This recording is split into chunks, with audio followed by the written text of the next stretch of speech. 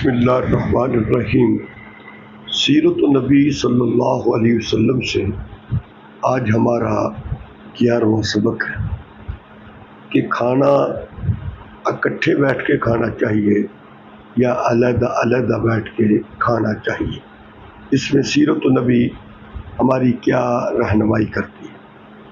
صحابہ نے عرض کی، یا رسول اللہ صلی اللہ علیہ وسلم، ہم کھانا کھاتے ہیں لیکن ہمارا پیٹ نہیں بھرتا۔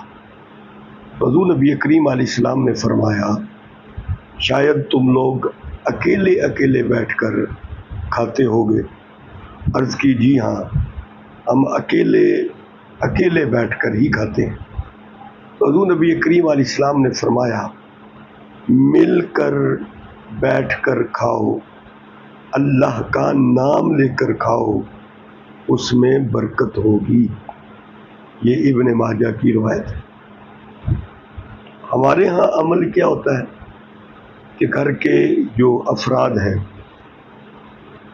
ماں ہے، باپ ہے، بیوی ہے، بچے ہیں، خاوند ہے، تو ہر ایک نے اپنی پلیٹ میں چاول ڈالے، سالن ڈالے، کوئی ادھر چارپائی پہ بیٹھ گیا، کوئی کرسی پر بیٹھ گیا، کوئی نیچے بیٹھ گیا، کوئی ادھر بیٹھ گیا۔ تو ایسے بیٹھ کے کھانے کا ہمارا ایک معمول ہے۔